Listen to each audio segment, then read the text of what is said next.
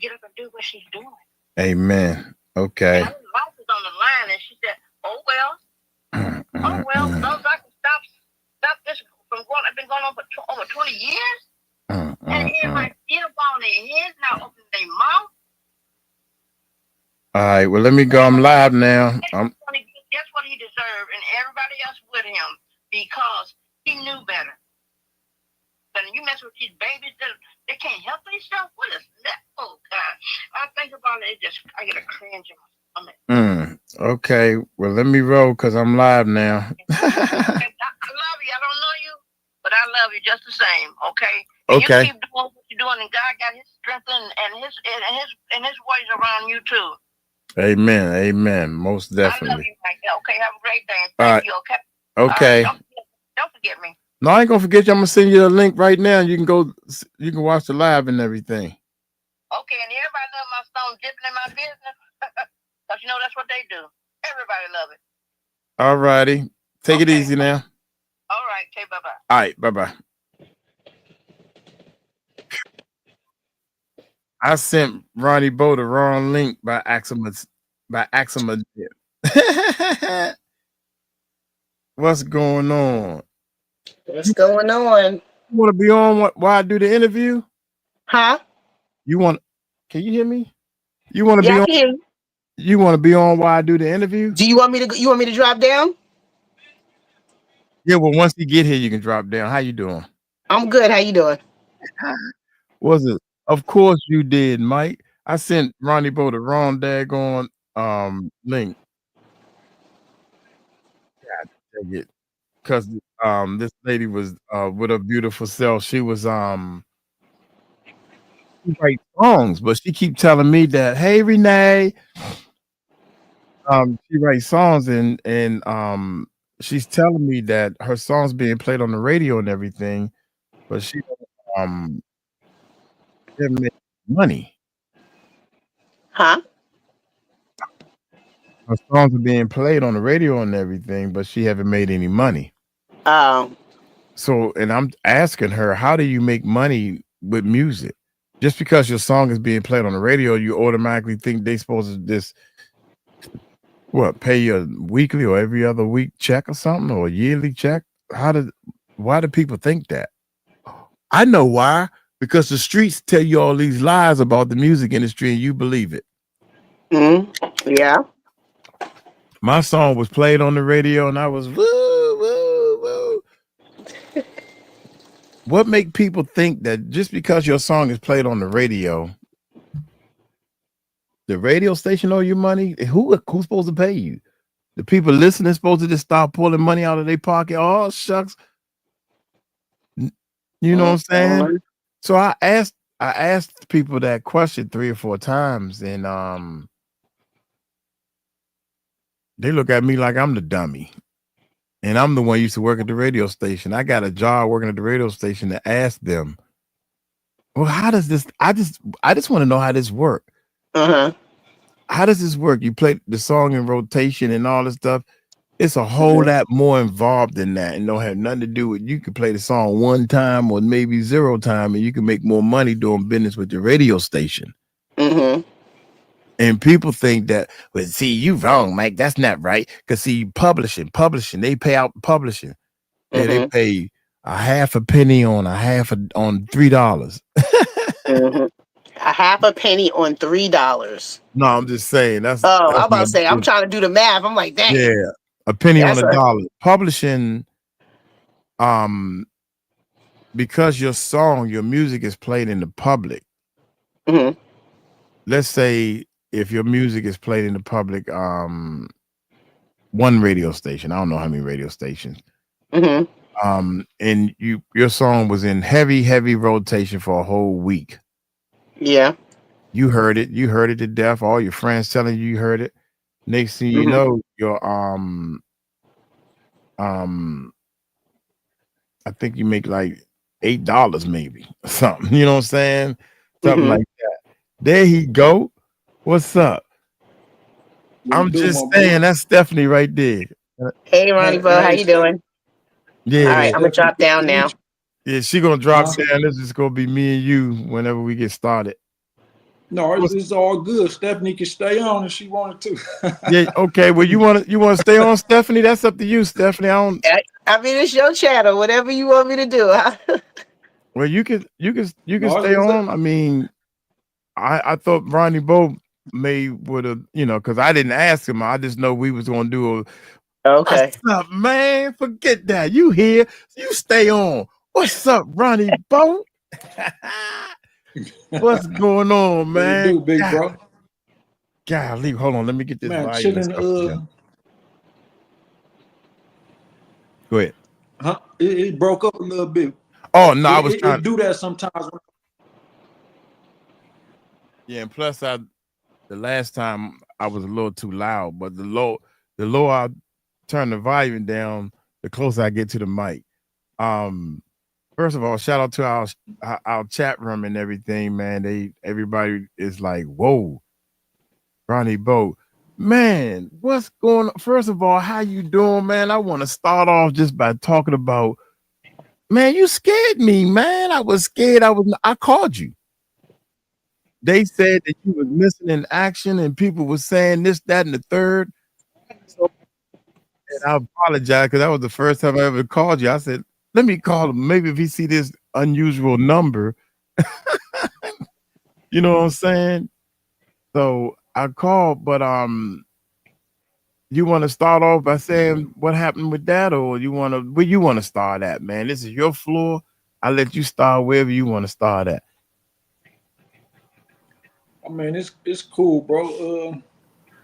I addressed the issue on a few other channels with Corey on Too Strong to kick it off, and then I addressed it on Sean Atwood channel. But for your audience, the ones who wasn't aware of what was already addressed, basically, I mean, it wasn't as bad as what everybody thought. People were saying I was dead. People were saying I was locked up, which I did have a little run-in with law enforcement, but it wasn't to the extremes of catching a new case. It's just the ongoing harassment that I've been going through for over 10 years, bro. Like they'll pull you over and detain you and ask you questions, act like they've been investigating you and got some crime on you that could put you away forever to try to make you cooperate or, just see what they can get out you, basically. You know what I mean? And sometimes it could be scary because, like, recently, I think that was the Christmas Eve, I think.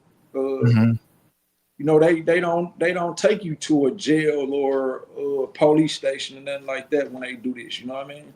Like they'll take you somewhere you don't even know where you at, so you don't know if they gon', especially how they be acting. You don't know if they finna frame you in a case. You don't know if they gonna kill you. You don't know what they doing. So you know what I'm saying? It's like. So they came up to you, or did they pull you over? You was in a car. Yeah. Yeah. So then now they got you, I guess, under arrest. They get ready to take. So then they took you somewhere else before. They took you to. They don't even.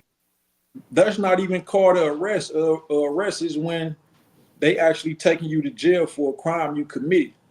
So even they didn't call it an arrest. They said, "Well, we just detaining you because we gotta basically question you about certain things that's going on." So that's not, it's not considered an arrest. They just call it detainment. You know what I mean? But yeah, that's basically what happened. But when stuff like that happen, it's like you don't want to answer your phone. Like it was a million people calling, especially like when Jag went live. You know what I mean? Like then now I'm getting 1,000 calls because this same number that I got on the screen now is my phone number. You know what I mean? It's my real personal phone number. I got it in my pocket right now for people who, you know what I mean? Y'all call that number, this gonna ring.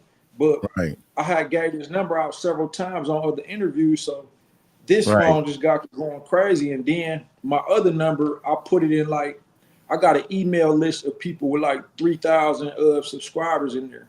And they got the other number. So then that number started going crazy. And it's like all these numbers, I don't want to answer anyway, especially like with the thought in my mind that I know these phones tap now based on the conversation I had with them. They basically let me know, like, is no other way that they would know about certain things other than y'all been listening to my phone calls or maybe even interviews. You know what I mean? So yeah, it just Yeah.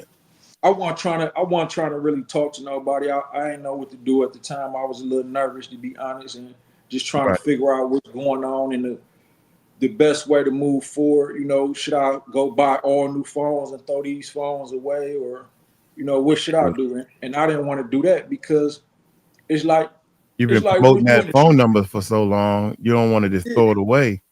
It's not just that, but like when you in the streets, like I'm not no dope boy no more. I don't sell Mhm. drugs no more. Mhm. But when you in the streets and you build a line and you got 100 customers on this certain phone line and they calling you and they spending a certain amount of money every day, it's like you can't just get that line away. You got to figure out a way to let them all know, look, I got That a you new move to phone, or another. don't call that number no more. And it's kind of like that with my fan base. It's like certain people that I don't want to lose contact with because certain people like really campaigning with me. Certain people, real supporters. They trying to invest in what I'm doing. They trying Right. to spread the political messages with me. So it's like I don't want to lose my contact with these people. So now I Right. got to find a new way to, you know what I'm saying, keep Right. everybody in contact. But at the same time, I don't want to use these phones no more. Right. That's crazy, man. And I've been so busy, man. I've been trying to get in touch with you, and just to be honest, man, I don't think I'm good at doing interviews and stuff. And then I said, well, let's jump out there and do it because um people was asking and I'm making the connections with the people, man. And I thank you so much for coming on. I really thank you, man, because dude, you making some noise on YouTube, man. When you went miss and big channels was like put that out there and everything. So I know you got some things planned. I don't know if you want to talk about I want let's do some positive. We did that was negative, you being arrested. Now let's do some positive. I want to talk about I'm anxious to talk about this daggone letter you wrote to Donald Trump, man. Yeah, that right there, man. I'm setting some time apart right now, and I'm gonna put this song. I'm gonna put some music under the letter and give it to you as a gift. Yeah, that's what I'm gonna do. Yeah, that's what I want to do for Ronnie Bo. That's my. When I first met you, man, I was like, "It's something about this dude. That's this. He's a straight shooter, man. That's it." So let's talk a little bit about first of all why did you write the letter to Trump? Well, let's go back to the Bible once, bro. Let's go to Okay. John 14:12, right? Now, Jesus said in John 14:12 of the Bible that if you believe as I believe, then you could do all that I have done and even greater things, right?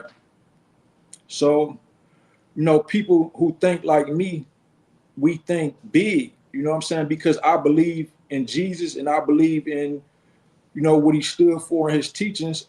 I believe that I could, and this may sound arrogant to most people who don't think big, but Jesus said that we could do all that he has done and even greater things. Yeah, I So believe he that. want his real followers and disciples to think that way, because otherwise, how we gonna overcome the impression of the oppression of the world, like with these governments who want to keep people like me at a certain level so that they never feel that their power is being threatened. You got to be able to think that big. So because I think that big, certain thoughts and ideas come to my mind. And Right. one of the thoughts and ideas was reflecting on the past with regards to what happened with Tupac and Biggie, right? Uh-huh. We had two giants, right, who was influencing the masses, especially the black culture, like never before. You know what I'm saying? Like this government in the world never seen nobody influence our culture that much since Dr. King and Malcolm X. You know what I mean? So Mm-hmm. like most of us didn't realize how big they was at the time, but the government did for sure. Right, So right, right.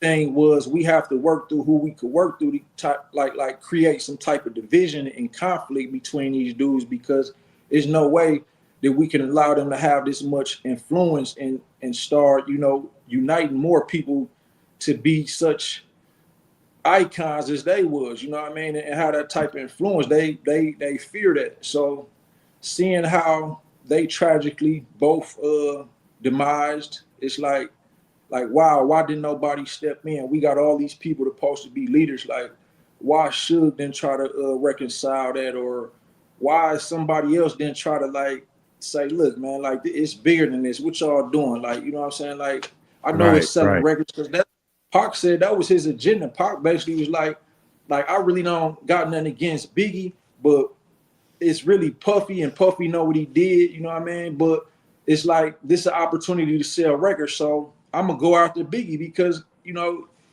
that's Puffy guy and he popping right now, you know what I mean? So I think this will be big for the culture and sell records. But we got to also understand that Tupac was only 24, 25 at the time. Right. So he wasn't even thinking the way that I'm thinking right now. His thing was, wow, we big, this could sell records. And he was a mastermind, and he put his whatever he put his mind to, he would have achieved. And he put his mind to selling records, and he produced the first diamond hip hop record as a hip hop. I want to say gangster rapper, because I think MC Hammer did it before him, right? But yeah, but MC Hammer, when he first came out, he wasn't gangster, he wasn't thugged or whatever. That's why I said gangster rapper. Yeah, gangster Tupac was the first gangster rapper that did. Right, he definitely MC Hammer was on some. Yeah, MC Hammer was commercial. He was a dance rapper or whatever you want to. Yeah, you know one of the things what you were saying, like Tupac was 24, and you got to realize, because when I was 24, 25, you know, I'm 58 now, and I think maybe about 8 years ago, you see the movie Coach Carter, when Samuel Jackson kept asking that guy, what is your biggest fears? What is your biggest fears? And one of the guys on the bench said, why you keep saying that?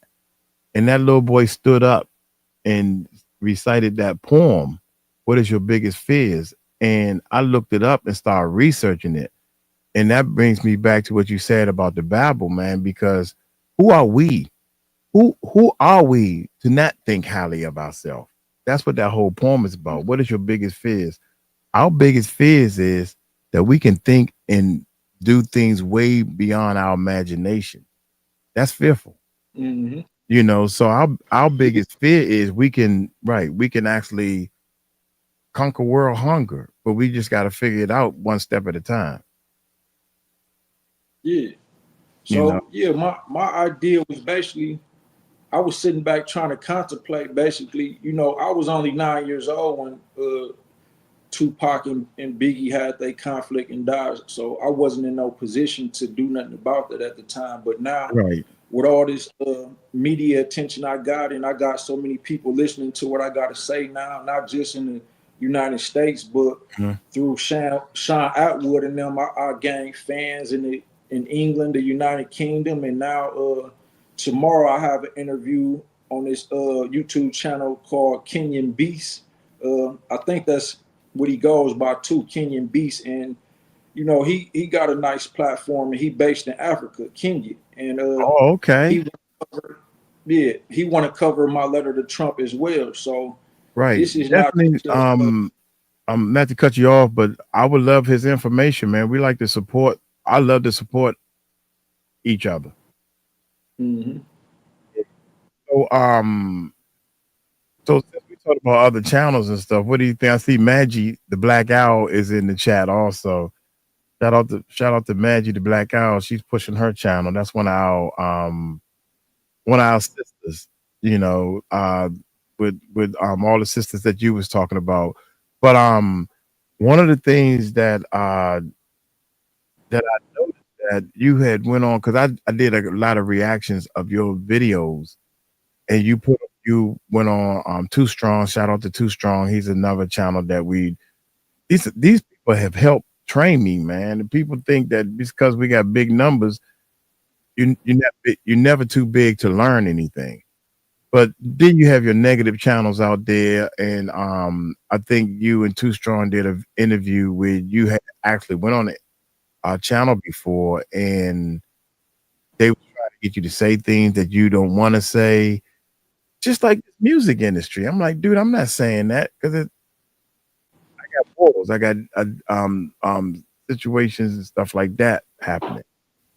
So you want to talk about any of the other channels, or what you want to talk about? Well, yeah. First, I want to finish where I was getting at. But Yeah. Go ahead. yeah, I have an interview with Kenyan Beast, which is somebody who's based in Kenya, Africa. That is, Okay.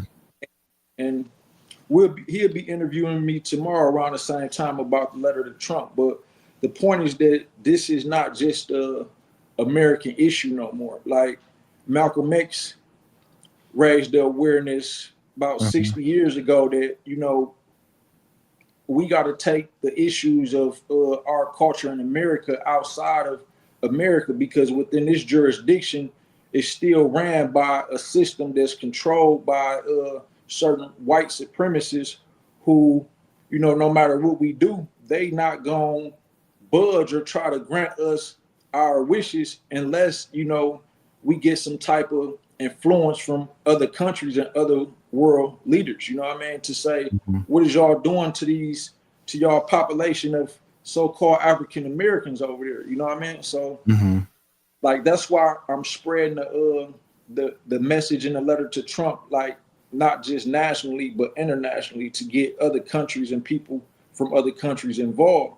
But back to the idea and the point is that, like here in Milwaukee, Wisconsin, which is one of the most violent cities in the United States of America, and Mhm. it also has the highest crime rate, at least my zip code of 53206. And there was a movie done about this zip code by some people in New York a few years ago. They wanted to like investigate and see why this particular zip code had the highest crime rate in the country. But just because this is one of the most violent cities in America with one of the highest crime rates, what goes on in Milwaukee goes on in Chicago, Atlanta, New York, LA, Baton Rouge, and damn near every other city in America, at least every other urban city in America, that is.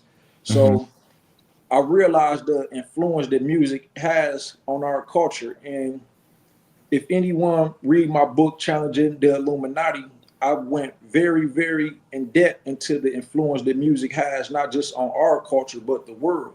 Mhm. And before I forget, my personal phone number is on the screen. Anybody who like and subscribe to this channel and share this video, text that number, let me know you like, subscribe, and share the video, and I'll give you a copy of Challenging the Illuminati for free, the free ebook, that is. And that's for everybody, and just so you know, if you try to get it on Amazon, it's $100, but I'm giving it to you for free. And just because it's New Year's, everybody who hit me between now and tomorrow, I'll give you my other two books for free too. Value of the Vagina and the Holy Trap Scriptures. One is a women's empowerment book, and the other is a black empowerment book. But Okay. okay, back to the point now. Now I realized not just the impact, the influence that music has, but in particular two individuals, Lil Durk and NBA YoungBoy. Okay. Now they are the modern day Tupac and Biggie right now, as far as their influence and the impact they have on our culture. So again, I was a kid, a very young kid during the era of Pac and Big, but right now I'm a full grown man with I don't want to sound arrogant, but I have a little influence right now. I have people willing to support me, so I feel like I'm in position to actually do something now. So what did I decide to do?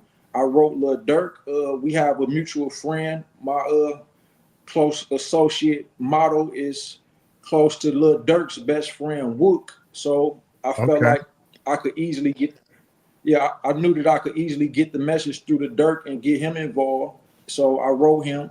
I wrote NBA YoungBoy as well, and I also wrote Trump. I know I gave you the letter to Trump already. If you want me to, I can also send you the letters I wrote to Lil Durk and NBA YoungBoy. But the agenda was, okay, with me being in and out of jail most of my life, I done did at least 10 years of my life in prison. I know that, you know, people who come from the streets, once we get in jail, we start thinking. And even the beef and the stuff that we were stubborn about, we start thinking like, man, that didn't even have to go there. You know what I'm saying? I shot dude or I killed dude for this, and it didn't even have to go that far. You know what I mean? But it's like we don't start thinking until we get in jail. So I know that Durk and NBA YoungBoy is actually thinking now. So I know that they will actually consider this now. But again, the idea and the agenda for it is that if they would agree to set their difference to the side and go on like a stop the violence tour, I call it the clear the smoke tour, with each other, and especially in all the urban cities where the crime rate and violence is high. You know, I want them to tour together in these cities and spread a message of peace and to donate all the funds raised to the mothers of dead sons who died because of these unnecessary conflicts.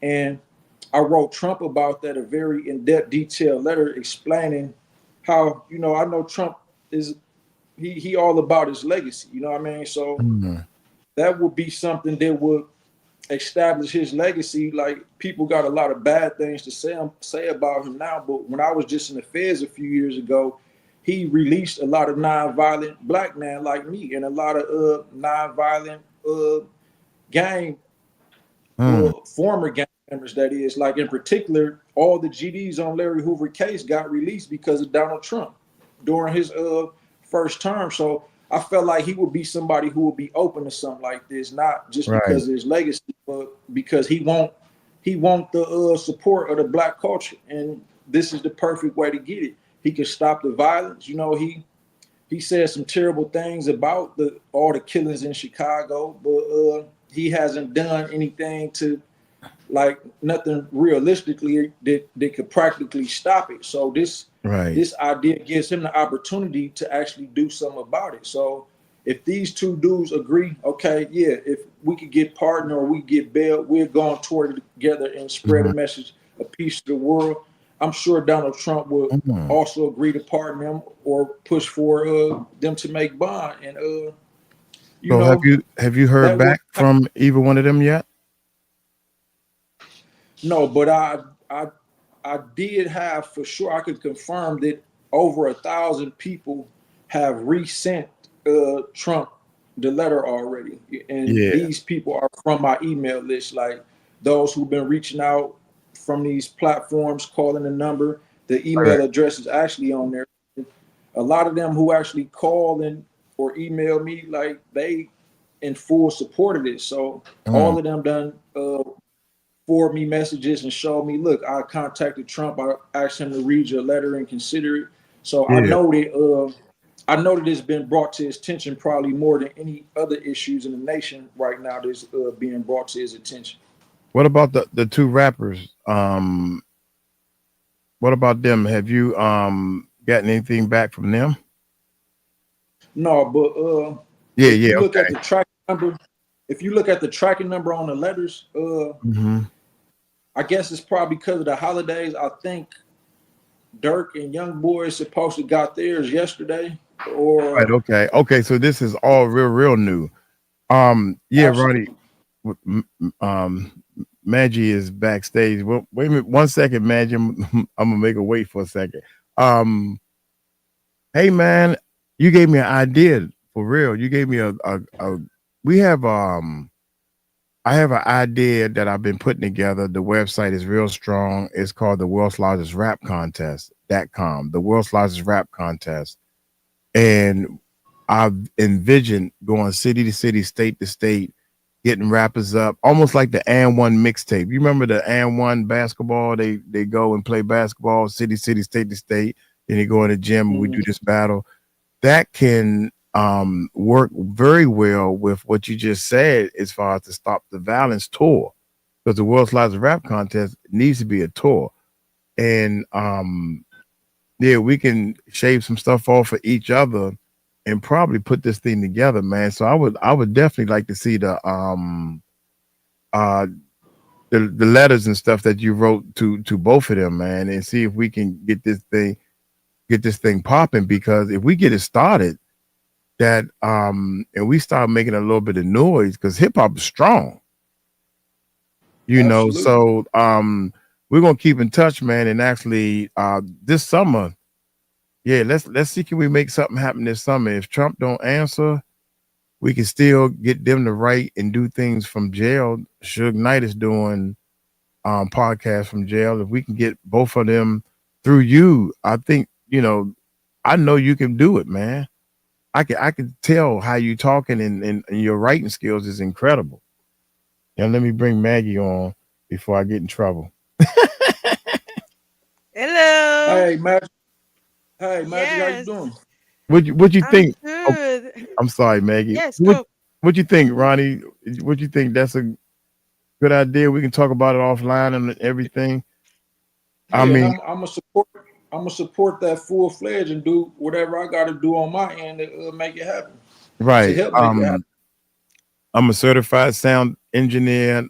I engineered on different tours with the Budweiser Superfest.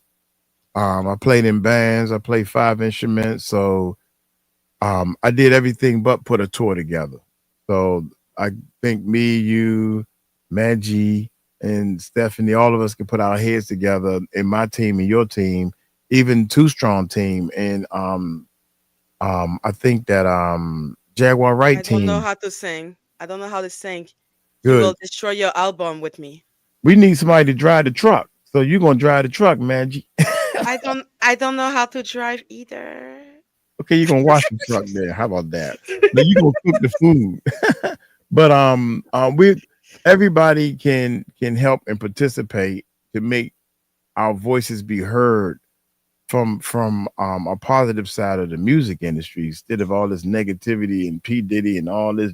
You got Jay-Z allegedly is in trouble. You know what I'm saying? So Everyone is allegedly in that we're, trouble. yeah, we're But talking about. Ronnie Bo, I did have a few questions for you if you don't mind. Yeah, go ahead. No, I actually anticipate, and I'm honored that you came on to ask me questions, Magic. Feel free to Thank ask you. me whatever. Thank you so much. So, how do you feel about those black, because there's a certain sector of black YouTubers whose only obsession is to attack other black people and then insult white people who try to help those black people that they have a problem against. How do you feel Oh, about that situation as a black man? well, it's ironic that you brought that up because I did a live with Sean Atwood on his channel a couple days ago, and I actually mentioned that I don't want to be the dude that's on here into celebrity gossip and bashing other black men or black women about nothing. You know what I mean? I know Diddy did some terrible things, and the main thing I got against him is what he did to Natanya Rubin, because I see her as a sister. And Exactly. Jay Z the same way. I mean, I actually was never a fan of Diddy because I was so much of a fan of Tupac. But with regards to Jay Z, I was actually a Jay Z fan. So I don't want to just see him be in a bad situation to bring him down or keep talking bad about him. But just like Diddy, he did some very terrible things to a lot of people. And Jaguar Wright, somebody else who I also see as a sister, was directly affected by that. So that's what I got against Jay Z. However, I don't want to keep talking about them. It's a lot of greater, more positive things that we could be talking about on these interviews and spreading positive messages. And it's like most of these podcasters and hosts, like they don't have no agenda. Like, okay, we talking about all the issues and what this person did bad and what that person did bad, but what is we actually doing to resolve them issues and to prevent it from happening to our youth who want to come up and be rappers or singers or any other type of entertainers? Like, what could we actually do so they don't have to go through what we went through or what other people claim that they going through. Like, that's what I want to talk about. I don't want to just talk about, okay, Diddy and Jay is pedos. Yes, I'm pretty sure they are. Matter of fact, I know they are. But I don't want to keep talking about that. Like, I want to stay focused on a positive agenda, and that's what I'm gonna do. And what's Right. crazy is that But my it's question like a has a lot lot. of these. Mhm.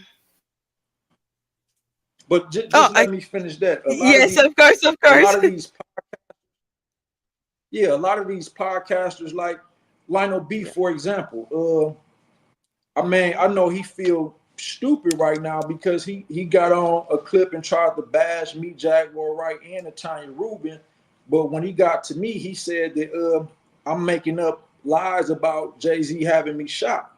But the thing is, this was not an allegation that I came up with. This is what people in Marcy Projects, where he grew up at, was saying it, and this is what the podcasters and bloggers were saying. Me, the whole time, even on his show, the one that he took down. I'm glad I say that clip, and I was able to get it to Corey from Too Strong so he can expose it. But Lionel B specifically said, "Bro, I know you want to talk about your lawsuits and your political agendas, but my audience want to hear that Jay-Z had you shot. And if you would just say that, yeah, you know he had something to do with it, you would sell more books, you would sell more records, you would get a lot of publicity." And I'm like, bro, I don't care about the publicity, the views, and none of that. That's what you care Yeah. about. Like, I'm not saying that. And I said that on his channel. So I know, he took it down within 4 days. But I know he felt real stupid for trying to say otherwise when I actually screenshotted and saved that clip where he was trying to make me say that I'm scared to say Jay-Z had me shot. Yeah. So my question is more about those type of YouTuber like the Lionel B, or I don't know exactly, because a lot of people are saying that they are for, black people, and they want to stop those white YouTubers, like let's say the Sean Atwood channel, from exploiting black people. But then they go after Natania and say that she was not shot in the face, that she only had a surgery for her nose. And then they insult also Jaguar, and they insult yourself, saying that obviously you went to jail and was arrested on Christmas because you are obviously a substance dealer. It's like, how can they say Black Lives Matter and then attack Black lives? How do you feel about Well, that's really, yeah. well, me, it's crazy because I just had this talk with Corey for Too Strong last night, and he asked me the same thing. Hmm. He was telling me about some podcaster who I really don't know much about Hmm. because like they platform is even significant. But he was saying this person just went live talking bad about you, and it's like I don't feel no way about that personally, individually. I actually embrace that. Please talk bad about me because it gives me more content and more opportunities to speak about the positive things when people want to interview me about the bad things they say about me. Okay, yeah, we can get on here and address that. But while I address that, I'm going to also address all the positive things that's going on with my political agenda and the purpose that I feel like God put me in this world. So I embrace That's that. But where I beautiful. get frustrated Yeah. at and upset at is that when they say certain things about people like Natanya Rubin, who I see as a sister, who actually she not somebody who just started coming out like these other girls saying, well, Diddy did this to me or Jay-Z did this to me. This somebody who got shot in a club while Diddy and Sean was shooting. And right after she got shot, she told the doctor, Puffy shot me. I seen him with the gun. I seen him aim it and shoot me. He shot me in the face. So I get upset about that because it's like, I know how she feel about that. Like she traumatized. She actually really got shot in the face by this dude. You know what I mean? And for Yes. these idiots who just want some views on a YouTube channel to say stuff like that, it's like stay in your place because like if I was actually to really run into them, I would want to smack the shit out of them and excuse my language, but it's like not because of me, but because this lady went through all this trauma, even Jaguar Wright. Like she got a Hmm. voice. She one of the most influential women in the world. And she the reason why a lot of people got the courage to speak up now. But they want to keep saying this, that, just anything bad they can say about her. Like, come on, man. Like you don't know what people have been through. You know what I'm saying? Like we go through real life situations like anybody else. And it's not about entertainment and views all the times like it is for them. You know what I'm saying? We got I stuff on agree. our chest. We traumatized, and we glad to be able to speak out about it and let the world know what type of people these other people is and what happened to us. But Yeah. as far as me, I don't care. I embrace it. It's funny to me, really. Yeah, but they continue to go lie after lie. Like I said, I didn't expect the Natanya was not really shot. She had surgery part. They have called her a voodoo priestess, her liar. Her charity was put in place only to steal money. She already received her 1.5 million. Why she do? They are really trying to pick at those black people because, and I keep on insisting on the black people because those people would then attack other white YouTubers who put like the Jaguar Wright and Natanya on their platform and then say that those white people are racist. And for me, I'm just like they're trying to silence black voice, but then attack black people, white people in the name of Black Lives Matter. Mm. Yeah, Like I well, cannot deal with to be that. honest, Yeah.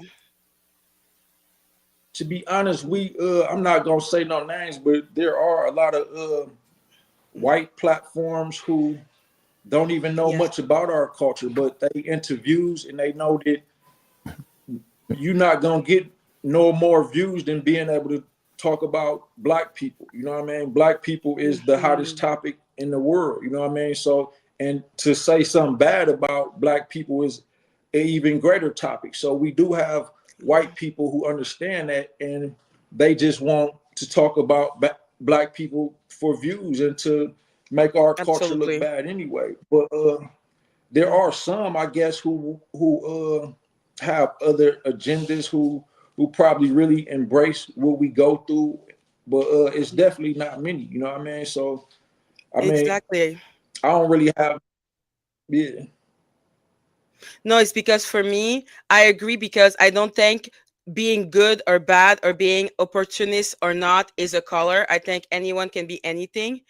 But the fact that they are ready to always go back to that while attacking and trying to diminish black women is for me something that just blows my mind.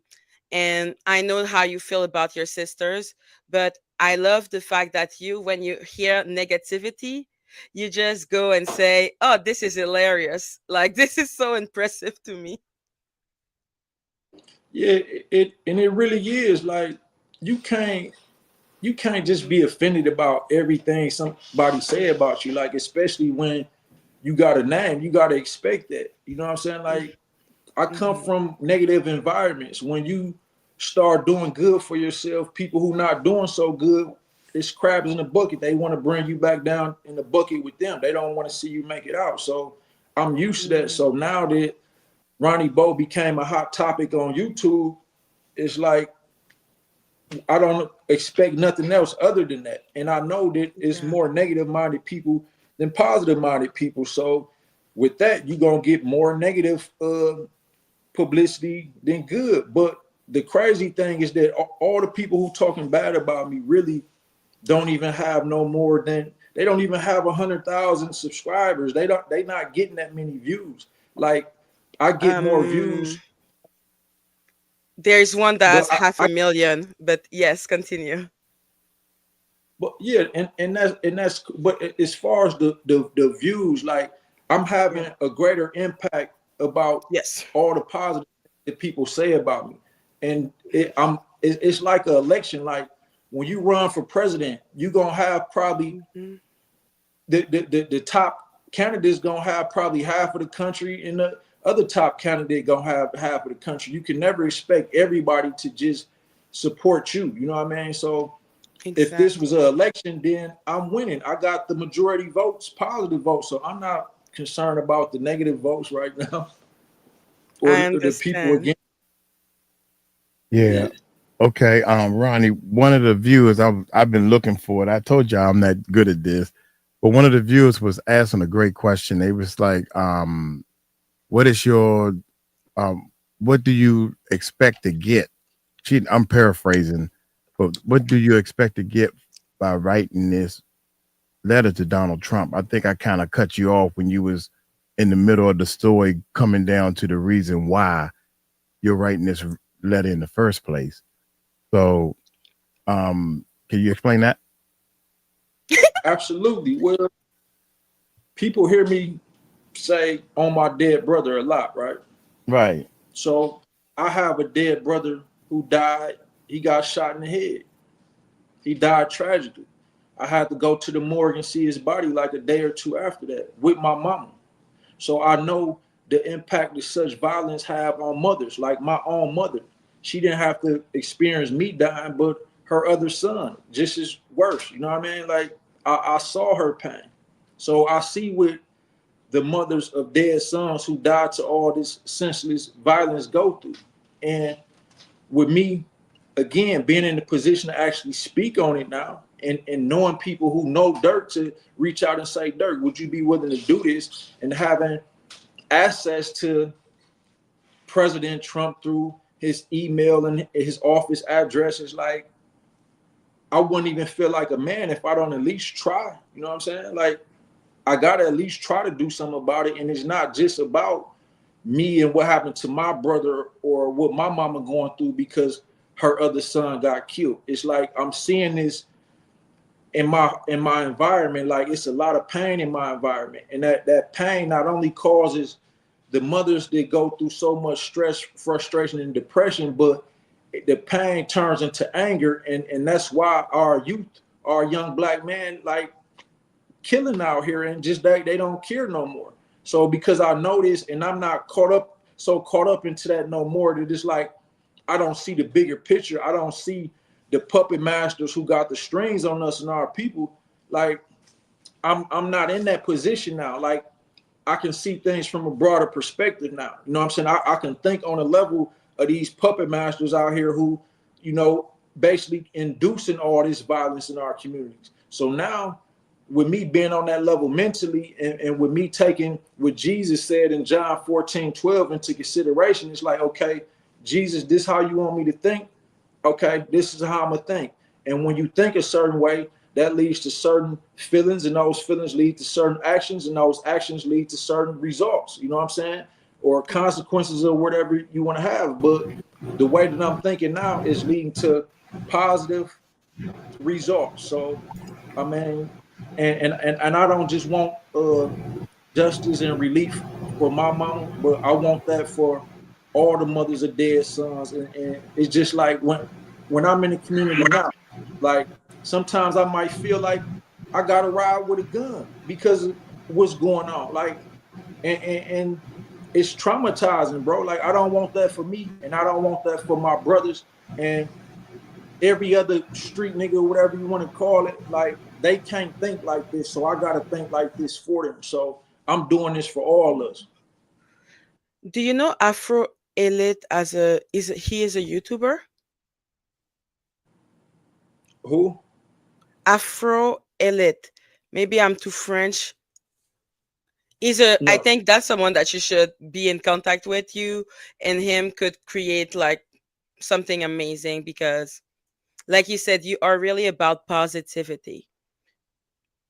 And it shows with how you talk because the fact that you were arrested in Christmas and this is barely something that you want to even mention is something that I am in awe of watching. I'm not gonna lie. Yeah, well, I wasn't arrested on Christmas. I was detained Christmas Eve, but during Christmas, I was getting a million calls because of everybody online saying that I'm either dead or locked up. So I just, what I was dealing with the police and all those calls, I didn't want to deal with. I didn't want to talk to nobody. Like I actually went, soon as the courthouse opened, I actually went straight to the courthouse and filed lawsuits so that I can fight back against what's been going on with me. You know what I mean? And that's the only way that I wanted to deal with it. I didn't want to hear nobody saying, "Oh, Ronnie Bo, we were so concerned, we miss you," because for most people, I know that they don't genuinely be concerned. Some, I mean, I got my third eye open. I could see who really show real love, who really like me, who really support me, and who really spies disguise that supporter. So I don't even like to feed into none of that fake love, to be honest. I'm sorry, but I'm so French. What is the difference between detain and arrest? Detained is arrested is Yeah. when they actually got a crime on you and they read you your rights and say you're under arrest. You got a right to remain silent. Anything you say against you could be used in a court of law, and they actually take you to a police station or jail. Detained is when they basically just put cuffs on you and hold you until they search your car or take you for questioning or do whatever they purpose is for putting you in cuffs. But it's definitely a major difference.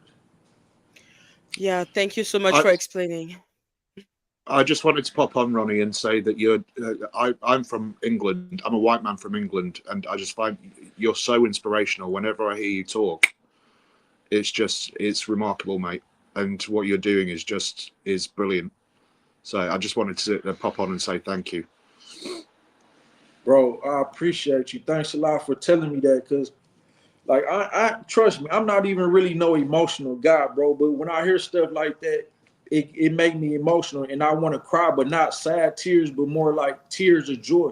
Because Happy. I really put my on the line to do what I'm doing, and for people to acknowledge that and to the point that they inspired by what I'm doing, it actually really touched me, bro. Especially with you being from England, bro. Like it's very rare that people in England will be listening to somebody like me who come from the trenches, the ghetto, the hood, and actually be impacted and inspired by my struggle. Because it's like we don't even think nobody could relate to us enough to understand or be inspired. So to hear that, bro, you just embraced me, and I appreciate that, bro. Much love and respect. Yeah, no, and it's what makes it even more special is that you're not afraid to say that you've done stuff wrong in your life. Do you know what I mean? And you held your hands up. You've served your time for whatever it is that you've done, and you've come out a stronger person and a better person. And you're using your history to try and better not just America, but the world, really. Because YouTube, all these interviews that you're doing and stuff aren't just being shown in America, but they're being shown all over the world. So hopefully what you're doing and like the letter to Trump and stuff like that will have an impact everywhere, not just in one country. Mm. And it will, because when people like you are paying attention and getting involved, it make the president think like, who is Ronnie Bo? Why is this dude from England, this white guy from England, asking me, am I going to take Ronnie Bo letter into consideration? Like, and that makes him want to look into Ronnie Bo and actually read the letter and say, well, wow, now I understand. This is deep. Maybe I should, because now I got people in England, Africa, and other parts of the world saying, take Ronnie Bo letter into consideration. And now I could see his vision. So maybe I should act on this. So I appreciate that acknowledgement, that encouragement, and the recognition, bro. Yeah, cool. Yeah, that was all. I Another just wanted to question I jump on have. and say that. Yeah. My another question I have is, from that letter, what would be the three main thing that you would want to see change in the Black community? I want to be able, like, if I leave right now and go to the gas station, right? I'm in the trenches. I got to worry about another black man looking at me crazy just because I'm another black man and I got tattoos on my face just like him. I want, after, or hopefully when a letter is taken into consideration and I have the impact and results that I wish for, I want to be able to, when I see other black men who come from the struggle I come from, to embrace me and say, how you doing, bro? You know what I mean? Much love. Have a nice day. Other than, like, I gotta look at them the same way, because when they look at me a certain way, it's like if they smell fear, then they so messed up in the head, and I don't blame them for that. It's the influence of this music and the what the government is putting it in our people's heads. So I don't blame them, but it's like, okay, if I try to be nice, then they gonna think, oh, dude, soft. I'm a robber. No, like I gotta look at them like, bro, what you looking at, bro? What's wrong? You all right? We gotta do this. You know what I mean? And I don't want that. I don't want to have to act tough with them or be tough with them or hurt them, because I know I have real courage, and in most instances when things happen, they end up being the victim. So it's like, bro, I didn't want to do that to you. I didn't want to shoot you. I didn't want to beat your ass. I didn't want to do that. But I had to do that because the way you looking at me and the way you thinking, I'd rather be able to walk up to you and shake your hand and hug you and say, bro, you know what I'm saying? It's gonna be all right. We're gonna make it. You know what I mean? Ronnie, somebody in the side chat's asking how they can help to send your letter. Okay, my phone number will be on the screen. Hopefully Mike put it in the description. Well, that's my phone number. Yeah, if we can take the comments down for a second. Yeah. So there you go. So there's Ronnie's number on the screen. If you text Ronnie, then he'll send you the letter. Yeah, or they could also email me at the email address on the screen and just simply request a letter, and I'll send everybody a copy of the letter who asks about it. Great stuff. And the letter also includes Trump's address and his email address for people who want to like actually support and resend it and say, please take this letter from Ronnie Bo into consideration. Like his info is also there. And also, if you want the letter that I wrote to Lil Durk, I also could send you that. And I could also send you the letter that I wrote to NBA YoungBoy. It's kind of like their letters are kind of like replicas of each other. It's slight differences because I actually know people who know Durk, so I addressed that to him in a letter. But you know, if anybody want to see exactly what was said, I could get all the letters like directly to you through the contact information on the screen. Also, just to reiterate for those that have joined since Ronnie said it, he said that as it's New Year, if you get in touch with him via that phone number or via the email, then he's willing to send all 3 books of his to you for free.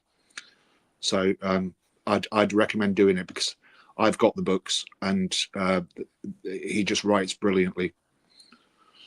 And speaking of that, bro, thanks for saying that. But I also want to say, one of these podcasters said that I'm putting out AI books, right? Okay. Now, that's just for the record.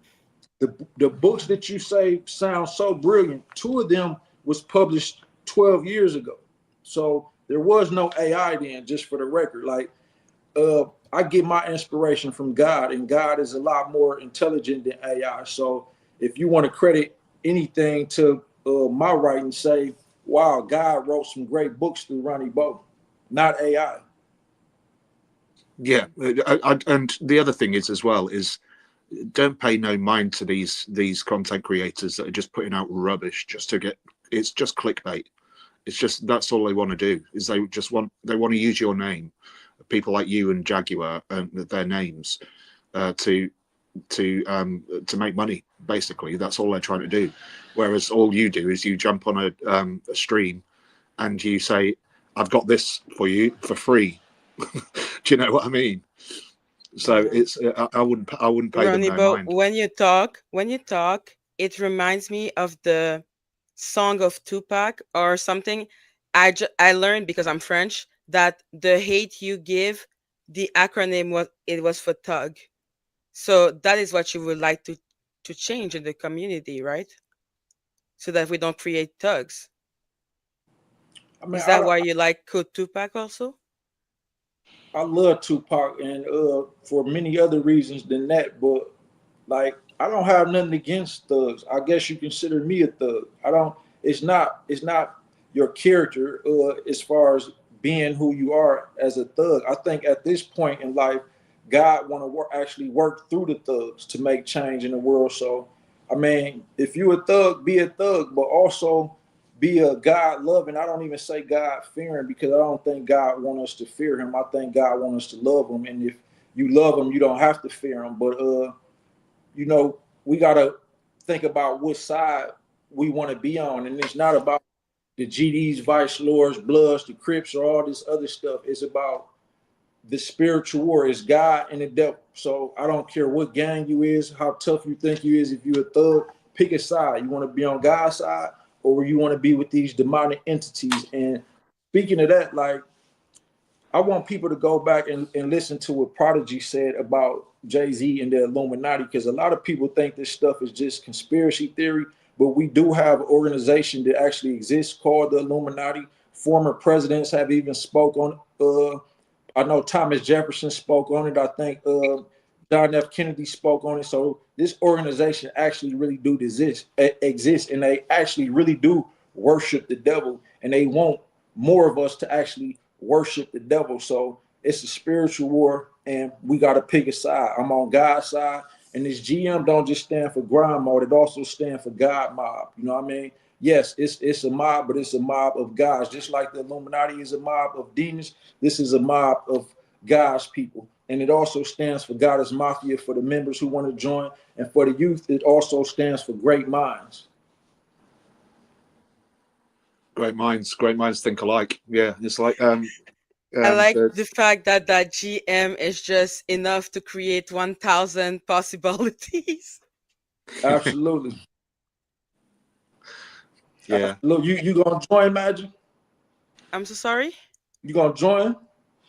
Yeah, of course. I may be. Okay. I may not be like mafia, but No. I am extremely ferocious. All mafia is not bad. Don't think that way. And what about my guy? Is your name Murph from England? Yep. You gonna join too, bro? Want me to send Of you course a I search? will, mate. I'll follow you anyway, mate. I'll follow you He anyway. has no choice. He is my fiance. Yeah. Okay. That's an internet joke right there. So, this the first time you meeting Murph? Publicly, yes. Oh, okay. Public. Because he mods for so many different channels. He's probably always in the background supporting getting the trolls out while you're talking to Jaguar, talking to other people. So that's amazing, that y'all met on the channel. He gonna talk you to death, so I'm gonna mute him. Hey Murph, how you doing? He's already ready. But yeah, what other thing would you like to accomplish with, if you could like get that letter to Trump and Trump was to respond to you? What conversation would you want to have with him, and what impact?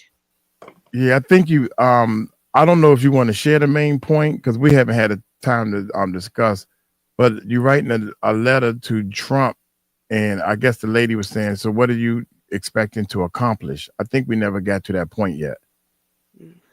We did, but well, yes, he did. What's the point then? But tell me, I was not listening then. Maybe what's the point of writing Trump the letter in one sentence? Maybe I don't think we can sum it up in one sentence. But again, I'm the victim of having a brother who died in these streets to violence. My mom think that because of the way that I've been harassed by the police and the things that I stood for over 10 years, she actually felt like the police or the government killed him, because I had just filed a lawsuit against them a week before he got killed. So I don't know, but the point, my mama was deeply affected by her other son, my brother, being killed.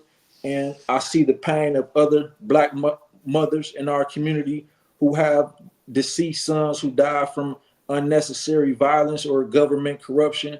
And I want that to change, just not for me or the ones in my environment, but for the Black mothers throughout the world, not just the United States, but these type of things go on everywhere. So I want it to change.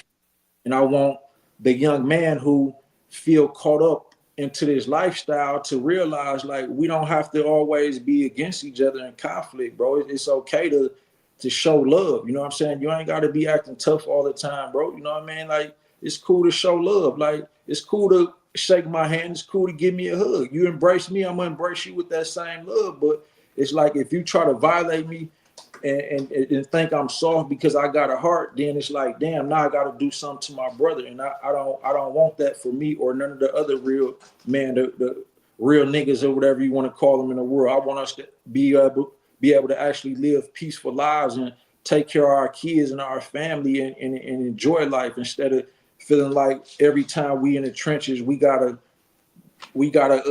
our PTSD kick in. We gotta keep a gun. We gotta shoot every time we think a car pulling up on the side of us. I don't want that for me, and I don't want that for them. Okay.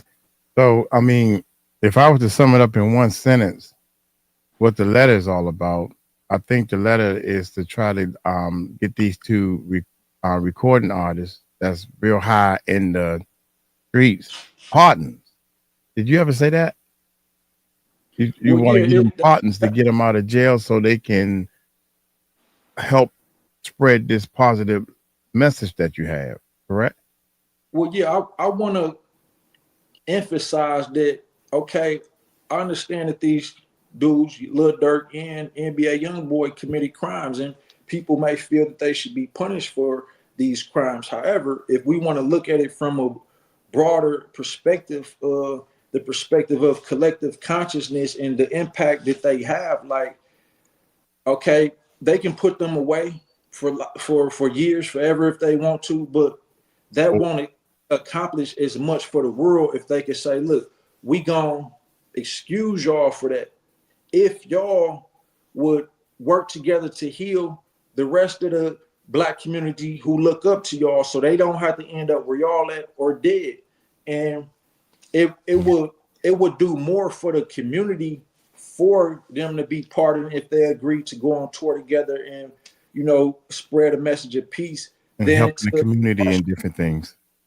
because they only two individuals, but they impacting millions of young men and women all around the world. So, okay, we can lock these two individuals up and that's cool. But now we still got millions of people in the world who doing the same thing that they did to get locked up and worse. Yeah. So what have we accomplished by locking them up when we can accomplish so much more by pardoning them and putting them out here on tour to raise money to donate to the mothers of dead sons and, you know, create peace amongst our communities.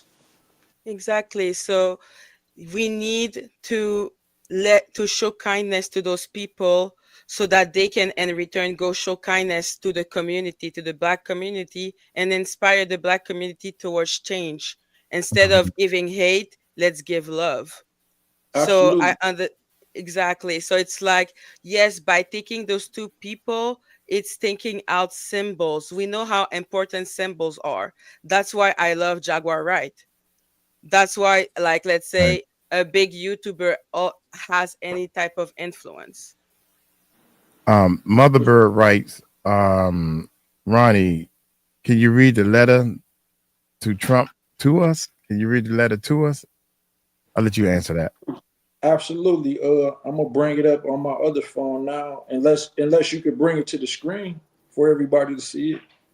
Oh, I But will have to download it.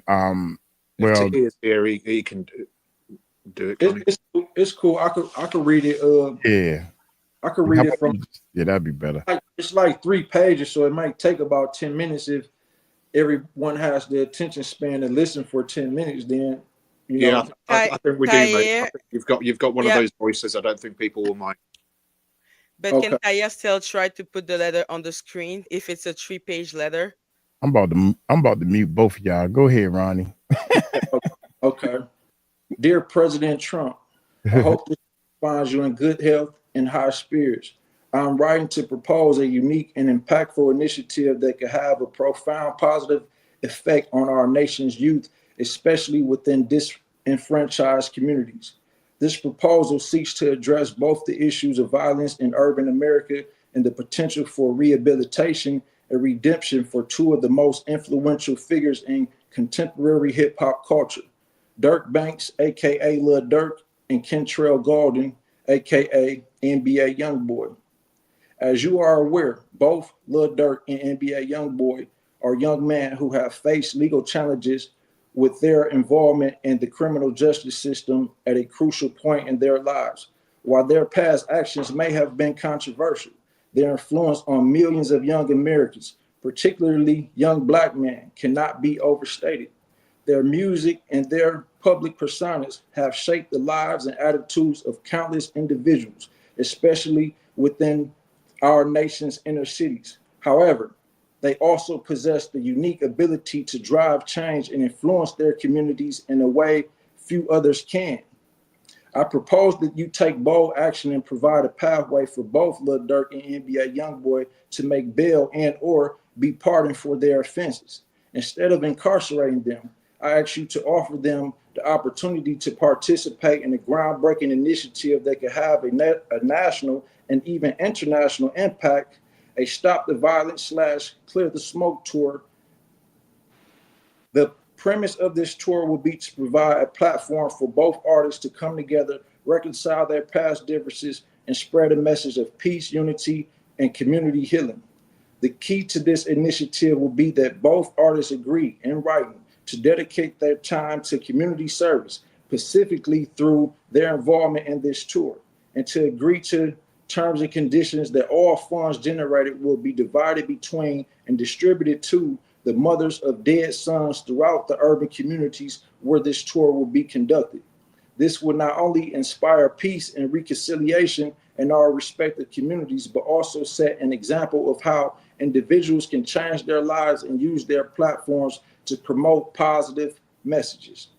Given the immense influence these two young men have over millions of young people, this initiative could lead to a nationwide movement that emphasizes the importance of peace, mental health, and conflict resolution in the streets. Their participation in this program could resonate deeply with at-risk youth, sending a powerful message that even those who have made mistakes in the past can work towards a brighter future. The symbolic act of calling a truce between them, combined with their music, will demonstrate a power of reconciliation and hope for the next generation. This effort would not only benefit America domestically, but could also have a global impact, showing that the United States is committed to promoting peace and reconciliation through culture. The Clear the Smoke tour of Lil Durk and NBA YoungBoy will unite diverse communities and spark dialogue that transcends borders. As you may know, the untimely deaths of Tupac Shakur and Notorious Big in the 1990s left a profound mark on hip-hop culture and America as a whole. Both Tupac and Biggie were revolutionary voices using their music to shed light on social injustices, police brutality, and systemic oppression. They were not just artists, they were unifiers, calling attention to the issues that affected millions, and they played an instrumental role in shifting cultural narratives.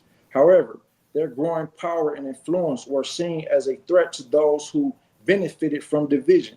By exploiting East Coast, West Coast tensions, external forces believed by some to be linked to powerful clandestine groups created a conflict that ultimately led to their tragic murders and motivated the youth to engage in violence and murder their peers. This division between Tupac and Biggie has since been seen as a strategy to weaken the unity within the hip-hop community, preventing influential voices from coming together to challenge the status quo. But you could end that vicious cycle and establish an even greater legacy for yourself by taking this proposition into consideration. Fast forward to the present, where we are witnessing a similar pattern emerge between NBA YoungBoy and Lil Durk. These two artists represent the voice of the streets, speaking openly about the harsh realities of systemic injustice, survival, and the challenges facing Americans' urban communities. Like Tupac and Biggie before them, Lil Durk and NBA YoungBoy have the potential to become unifying forces capable of bridging divides and inspiring millions of people to take action for change. However, by keeping them at odds and exacerbating their legal and personal struggles, powerful forces are working to prevent them from reaching their full potential as influencers and potential peacekeepers. This manufactured division serves to isolate them, keeping them focused on personal feuds and legal battles, rather than joining forces to change the status quo and promote a positive, united message to their massive audience. It is clear that a repeat of history is unfolding before us, and now, more than ever, we must act to break this cycle. I propose that you help facilitate a new chapter in Black culture, a chapter that encourages unity, healing, and empowerment, rather than division and conflict. I respectfully ask you to consider this proposal and, if you find it compelling, allow the opportunity to if you find it compelling, allow me the opportunity to present it in person at your upcoming inauguration in the form of a speech that will outline this narrative in full. This will be an ideal platform to publicly present this visionary effort and rally the American people around a cause that can help mend divisions and build a stronger, more united nation. Thank you for your time and consideration. I look forward to the possibility of discussing this proposal with you further and working together to make a meaningful difference in our country. Sincerely, Ronnie Bo. Wow. Wow. That's crazy. That's a great letter, mate. Great. I was just Maggie and Murphy, y'all know I'm just joking and playing. Y'all know I play too much, so Uncle Mike, of course. What? yeah, I didn't. I was thinking about what I said about. I said I'm gonna mute both of y'all. Y'all know I'm joking. Oh no, But you were like, you didn't do the voice. So I oh knew it was fine. yeah, check it out. Check it out. Ronnie. I think if Donald Trump answer or don't answer the letter, I think we still should go on with the same plan. Get put both of them, even if they in jail or not, put both of them on a pedestal, and unless they agree with it, because if they gonna agree with it through the jail, we can still work it through this social media and everything, and still get the message out there. I'm the type of person I always say, man, F them people. Do you? If 2 people can get it, we got 113 people watching right now. We keep building and building. Maggie, Murph, and everybody. We don't need the government no more, man. That's 2025. That's what I'm gonna be preaching. Because apparently they don't. The people jumping over the border, they throwing babies over the border. That's Homeland Security. I thought the number one president we most wanted to follow did that, which was what's the boy name? The black president. I can't remember names. Obama. Obama made Homeland Security, didn't he? Right? Obama made home. Don't laugh at me, man. She done. Yeah, to mute her. I am Canadian. Yeah, but my point is, what is Homeland?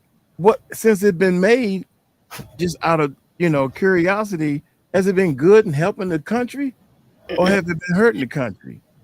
Nobody knows. They just say, "Yeah, Obama made that." They don't know if it's been good or helping. I don't know. So I'm learning all this stuff. So Ronnie, are you you don't have to answer this, but are you a Trump fan? I know you're writing to Trump, but are you a Trump fan? I wouldn't say I'm a Trump fan, but being that I was incarcerated about 3 years ago in federal prison, and I saw that many black inmates like myself were released because of something Trump pushed through, it made me feel like he's somebody that I and people like me could actually work with, rather than people like Biden or even Kamala Harris. I don't think that Kamala Harris will, even though she's supposed to be black or whatever, I don't think she would be willing to support this, because she has puppet masters behind her who she has to please. And Trump is like, I don't want to take orders from nobody. I want to do what I want to do. You know what I mean? But a thing about Kamala was that from my recollection and what I researched about her, while Trump could say that he freed maybe a black man, Harris actually hard to incarcerate maybe 1,000. So it's not that I'm a fan. Like, I think how Mike think. I think we don't really need the government, but I want to give Trump the chance to do his job as a president and do something great for the country. And if he don't do it himself, then I have to step up and try to do it myself. But I just feel like Trump is somebody that we could work with versus other presidents, including Obama. And have you thought about getting into politics yourself? Because you sound like you've become very like political in this kind of, you know, stage of your life. And I think that you make a great politician. Well, I don't think I could run for mayor or Congress or anything like that. I'm not sure, but my leaders like Malcolm X, they wasn't Congress or mayors or president or anything like that. Even Tupac, he was a rapper, but his voice had a greater political impact. Tupac and Malcolm X, their message in that voice had a greater political impact than so-called politicians. So it's not that I want to actually get into politics or be a politician.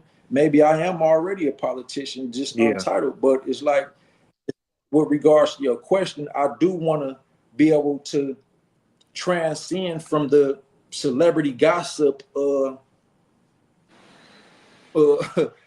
movement or whatever they want to call it to being more political. Sector. I will Yeah, say.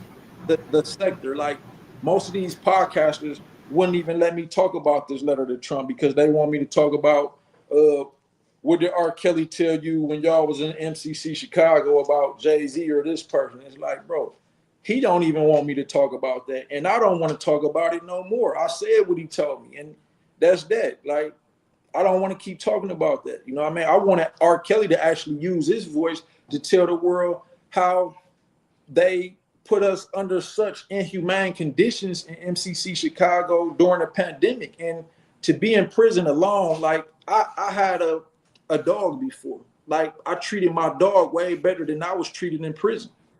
And not just, that's just prison in general, but during the pandemic, we was treated like, I mean, like just, I don't even know, I mean, worse than animals is treated. And R. Kelly witnessed that. He was right there in there with me. He seen this, and I told him, like, I didn't, my voice wasn't as big as it is right now. But he had the voice to where the world was listening. He could have let them know that this was going on not just with him, but with every other inmate in here. However, he wanted to just focus on, I didn't do this and I didn't do that. Stuff that the world already just think you guilty of anyway, bro. It's like, okay, they don't want to hear that, bro. But if you would speak up for all us and the whole inmate population in the United States, then maybe they'll have some compassion for you, bro. You know what I'm saying? Maybe you could get the support of the Black community again. But he didn't do that, and I feel like that was very foolish of him. And so I fell back from R. Kelly because of that, and trying to be a positive voice for him. Like, I'm gonna let his people deal with that. You know what I mean? I'm on this agenda right here. Like, I'm trying to actually do great things for my community so we can live like human beings instead of animals. Ronnie, there's somebody in the side chat. I just want to pass this on to you. Grandma D is saying, hello, everyone, and a special thank you to Ronnie Bowe. Your letter is very well written, and I thank you with all my heart. I have a 15-year-old nephew who got shot. So I think that there she's saying, I won't read the last bit, but she's thanking you for what you're doing. Absolutely. And just as she has a 15-year-old nephew have been shot, them the type of people I'm trying to touch with this letter, because I got a nephew who, contrarily, he locked up for murder right now. And I don't think he did it. But if he did do it, like, I could understand, you know, I'm definitely upset with him. You know, Free Prairie Kelly, that's my nephew. Like, is our youth like this is like targeted, and it started at an early age. Like, I really started selling drugs when I was 11 years old because, for one, the influence around me, everybody around me was either selling drugs or smoking drugs, using drugs. And like, I don't blame my mama or my dad, but my dad wasn't there. And my mom, like, she was a young mother. I don't know how she was raised, but this stuff have an effect on us from slavery. We got to remember the times that our ancestors was, you know, the mothers was being raped in front of their husband, their sons, their daughters by the slave master. And the fathers, the husbands was getting castrated. They was getting a what's the name cut off in front of their wives, their mom, their daughter, their son. And this stuff has had an impact on our culture from generations to generations since then. So I don't blame my mama that she wasn't capable of raising me properly as a mom. I feel like she did her best, and I love her for that. And I don't even blame my dad for not being there, because I just simply understand. But with me knowing and having an understanding that I have now, it's like I gotta disseminate my knowledge to those who need it, and I gotta also do whatever I can that's within my power to change the conditions. And that's what I'm doing, and that's what I'm gonna continue to do, no matter how much the police harass me. Now, no matter how much these bloggers try to tarnish my reputation for views or whatever. Like, I'm gonna be on these paths, and I got God with me, so I don't even think it could be stopped at this point. Even if they kill me, like, my books are already written. Those books are going to eventually get into the hands of somebody who can do what I did in greater things, just like Jesus told me that I could do what he did in greater things. Yeah. Steph, have you got any questions for Ronnie? Oh, is she frozen again? Actually, can you hear me? Yeah. Yes. Am I gone again? No. You're just frozen, but we hear you. You're still here. Okay. I just wanted to say just thank you to Ronnie Vo for just being a positive influence and wanting to, focus on things that are more positive and what we can do to help the culture and the world to move forward and build. Because just like you said, there's a lot of things that we can be doing out here that we're not talking about. And that's one of the reasons I'm the new baby on the YouTube scenes. I'm nobody.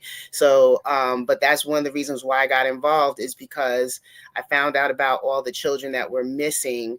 And even though I don't have much to do anything with, I felt like I still could do something. And so to hear you talk about, the same thing, and to, write that letter to the president in hopes that, we can take a negative and turn it into a positive, that just gives me, hope that, even with nothing, that we can really, each one of us can help to turn this around. It doesn't have to be where we're at right now. This is not the end. So I just want to thank you for that, because having a strong voice to come out and say these things, in the midst of, like you said, all the gossip and all the hoopla and all the back and forth, if we really just take all that energy and focus on, what we can do to positively change the world, there's nothing that can stop us at all. So thank you. Absolutely. And I just want to say, like, I'm offended that you would say that you are nobody, because trust me, like, God created everybody on here right now, and God don't make no mistakes. Like, I'm not no more special than nobody in this world and nobody on this screen right now. Like, I'm not. And however, I also That's understand the that same way I feel. I feel the same way. I ain't nobody special. Go ahead. Go ahead, Ronnie. I'm sorry. That's my boy. Well, I'm glad you cut me off when I wasn't talking about nothing important. You know what I mean? But you my boy, Mike, and I love your character, how humble you is, how genuine you is, and I love you as a person, as a brother, because there's not many people like you out here, bro. So much love and respect. But yeah, sweetheart, don't ever say you a nobody in the presence of Ronnie Bo no more, because you are a great queen, actually. You know what I mean? And you need to start thinking like that. And hopefully you already do. If not, start thinking like that and start acting like that. And then people, the world will start seeing you like that. Because the thing about it is, when we can transcend from the thoughts that we nobody and start actually seeing ourselves as kings and queens, we really start thinking like that. And if I hadn't read what Jesus said in John 14:12 about, if you believe as I believe, you can do all that I have done and even greater things, I would still be thinking on a lower scale that wouldn't allow me to even have the idea that I should write Trump and Lil Durk and NBA YoungBoy and get the world involved and try to see if we could do something for change. So please don't think like that no more, sweetheart. Yeah, I appreciate it. She's definitely not a nobody. But what's Question next for you. Oh, you Oh, go, I'm man. so sorry. I was just gonna ask why those two artists in particular, because you compare them to Tupac and Notorious Big. What I don't know them, so why them in particular? What were they crime, and why do you think they can unify the community? Well, I can understand why someone would ask me that who are not fans of Dirt or Young Boy, but I'm I'm Canadian. uh, no. So I understand. So I trust me. There any, I'm gonna say 80% of the people, the black people from America who watch this, they know exactly why. But for those who don't, Dirk has a very deep past in the streets. His father, Big Dirk, was actually a part of Larry Hoover's movement, and Larry Hoover is probably known as one of the biggest gangsters, especially one of the biggest black gangsters in American history. And that made Lil Durk with his father's involvement in that organization. That made him be somebody that his community always looked up to anyway. And when he became influenced in the music industry, I'm sure that the powers that be, these clandestine groups that we want to call the Illuminati or whatever you want to call them, saw that. And they put their puppet master operations together, and one of Dirk's artists, King Von, got killed in Atlanta for a conflict with another hip hop artist, and that other hip hop artist was associated with NBA YoungBoy. So this is how their conflict or so-called beef became so big, and Dirk is locked up now because allegedly, what they're saying, after his friend King Von got killed, uh, the fans, the public was pushing him to do something about it. And so, you know, the other side, someone who was a part of the other side who killed Dirk's friend ended up getting killed, and the feds pinned it on Lil Durk. They said, you paid somebody to do this. And I mean, hopefully he's not guilty of that. I don't know. But NBA YoungBoy is locked up now, not for anything like directly tied to that conflict, but he was targeted as well. And when you targeted and you become so big and you got all this conflict, you feel like I explained earlier, you feel like you got to have a gun. And he felt like he had to have a gun around, I guess, and a gun was found around him and he was charged with it. So he was locked up for that, and then he was put on bail. And while he was put on bail, they said he had some type of drug operation going on. But at the end of the day, they both are victims of getting caught into this trap that was set by the federal government. And I'm just trying to provide a way for them out, other than a way, that most weak men do, and that's like telling on other black men. And what's next for Ronnie Bow then? I know you're pushing this letter to Trump, but what's next for Ronnie Bow? What can you see yourself doing in the future? Murph, I like you, bro. I'm glad you asked that because it's New Year's Eve, and what's next for Ronnie Bow? Soon as I get off here, hopefully y'all let me go after this question. But whenever I get time, I'm gonna sit back, meditate, analyze myself, and reflect on the fact that I have thousands of people in my emails and phone texting me, asking me to be their leader. I never desired to be a leader of anybody, but I guess they see leadership abilities in me and are willing to act on that. So what I need to do as a person, I need to not only analyze myself, but I also have to analyze the leaders that I looked up to, Malcolm X in particular.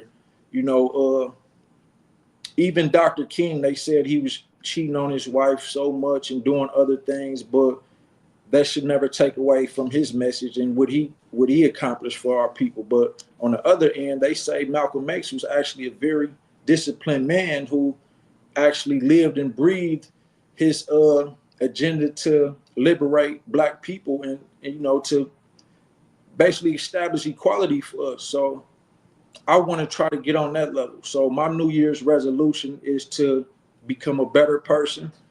I'm far from perfect, but I want to strive to perfect myself for this cause, if nothing else. So I'm gonna analyze Malcolm X more. I'm gonna analyze Jesus more, and I'm gonna analyze myself more and see where I falter and try to point out my qualities and just stay more disciplined going into year 2025 so that I could be the leader that my supporters are trying to push me to be, not just for them but for myself and for my heavenly guardians and my kids. Like I just want to be a better person.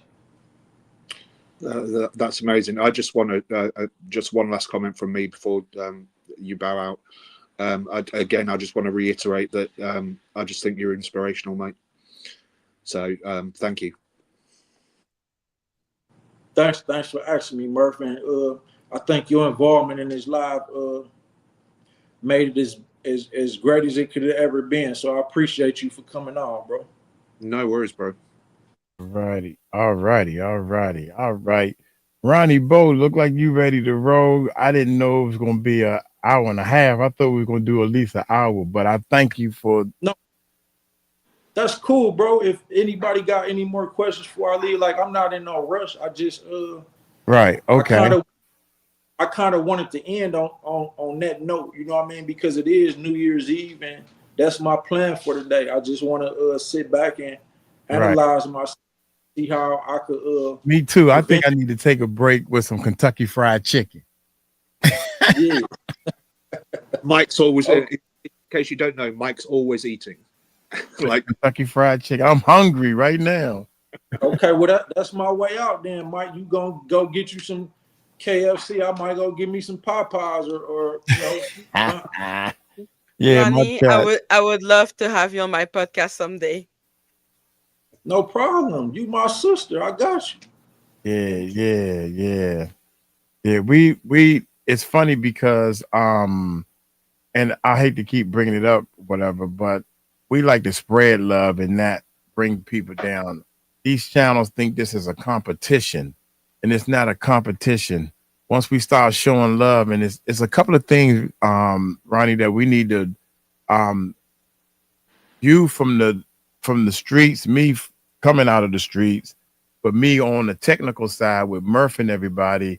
I think united we stand, divided we fall, man. So I think we about to really make some noise on some things, So you notice how I danced all the way around. I was going to say something negative. I went home, spend it all the way to the positive side. Most definitely. All right, then. So, hey, we're going to go ahead and shut it down, man. We passed an hour and a half. I don't want to take up too much of your time. And that Kentucky Fried Chicken run is calling me.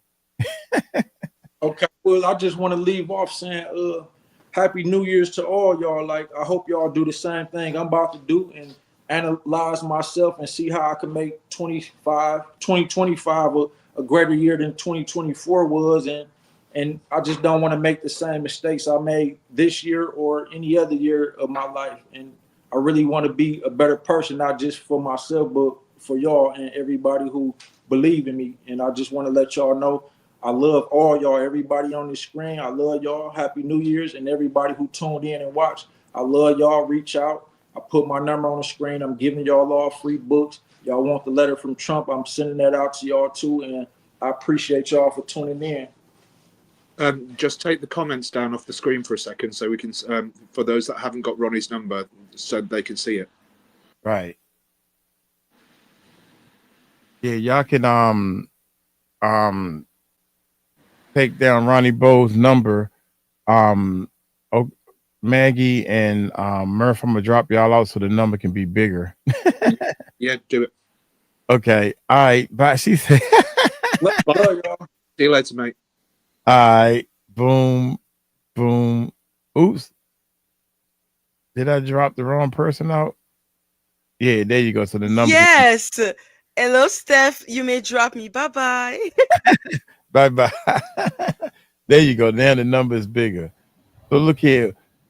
That's Ronnie Bo. We got a game plan that we're going to be working on. And I always give, we got to get time prepared financially. You got to get prepared for it financially. And I think this will work. I really think this will work. That's probably what I've been waiting on all this time, for somebody that could really help push this thing from your point of view, because everybody on my team is almost like, I help you. What you want me to do? You got to you already got a vision, and you know how you want your thing to work. And if we work together, we can. I know it's outdoor concerts. That's going to bring the youth together. But anyway, we'll talk about all that. Look here, y'all. We're gonna get on up out of here. Hey, y'all, take it light, take it slow. Y'all tell them Uncle Mike. Hold you so. Peace out. Yeah, man. So that's what Tahir will cut it at, but we still live and everything, and we can still talk and stuff, man. So what do you think? I mean, I think I got my message out. Like,